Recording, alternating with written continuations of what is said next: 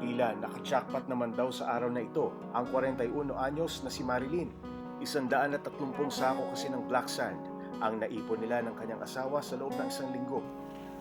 Ito po, ma'am. Marisa, 4,283. Yan ang highest. Kaya ang highest ngayon. Ano po siya naka 10,000 kilos mahigit po siya nang naibenta.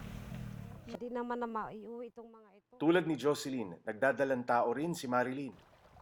5 buwan na niyang ipinagbubuntis ang pampito nilang anak ng asawang si Bong. Marami-rami naman, sir, kaya lang ito. Pangbayad po namin kay Lailani, tapos manguha na naman po kami para mayroon na naman po kaming pang-abasto. At talagang masaya ako, sir, kasi nga ngayon na nga ako nakaano ng ganito para makabayad, makakuha na naman po ulit. Ganun. Ano bang pinag-iipunan mo? May pinag-iipunan ka ba? Mayroon po, sir, ay mga sa mga anak ko. Yung sa panganganak ko. Para kapag oras ng mga anak na ko, sir, meron akong mahuhugot kahit papaano.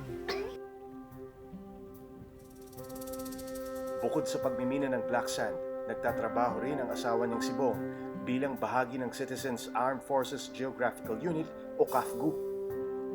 Tuwing maitatalaga ito sa kanilang kampo sa kabundukang bahagi ng Barangay Aglaw, mag-isang tutustusan ni Marilyn ang kanilang 6 na anak sa tulong ng black sand mining. Kasi po yung sa sinisweldo ng mister ko, sir, konti lang naman yung ano ng CAFGU. 2,700 lang isang buwan nila. Kaya po kapag nag-out na po sa kanyang serbisyo, dito po siya 15 days. Ang ginagawa ko, sir, kung ako lang nawala yung mister ko, kung ilan lang yung makuha ko, sir, yun lang ang ipakilo ko. Ay halimbawa maka 50 na saks ako, yun lang po. Ang ginagawa ko, sir, yung sa bayad niya, inuunti-unti ko para magkasya hanggang sa makababa yung mister ko dito, sir. Pero habang tumatagal, mas nahihirapan na rin maghanap buhay si Marilyn dahil sa kanyang kalagayan. Mahirap talaga, sir, dahil yung tiyan mo parang mabigat na rin. Lalo na pag malapit ka ng mga anak. Ganun, sir, na nahihirapan ka din kapag lalo na pag umupo ka ng medyo matagal kunti, ganun. Mahirap din. Tapos kapag sir, kapag pagod na ako, talagang magpahinga naman na ako. Sa kabundukan dating naninirahan ang pamilya ni Marilyn at Bong, pero napilitan silang lumipat malapit sa ilog nang gumuho ang kanilang bahay dahil sa isang landslide sa kanilang lugar noong taong 2010. Dito lang po kami. Kasi po may bahay kami doon po sa baryo.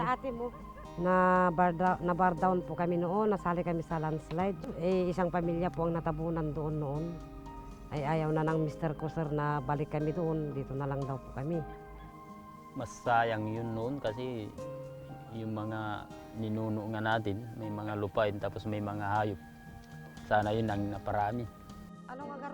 Pumuto ang pinatubo. Nawala na yung pag-asang gumanda yung kwan. Hanap buhay kaya pinagbibinta lahat yung mga hayop, mga kalabawan, baka.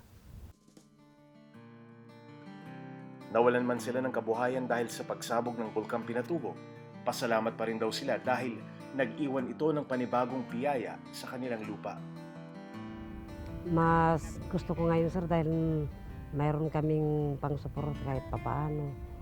Nakasali rin po kami sa Pantawid Pamilya, pero po pinakakasya po talaga, sir, para lang yung mga anak. Pag nakakakuha po kami sa Pantawid Pamilya na para sa mga mag-aaral na mga anak, binibili po namin ng mga damit, pambayad ng mga kailangan nila sa school, kung may babayarin, pambaon araw-araw, pamasay. Mas iba ngayon kasi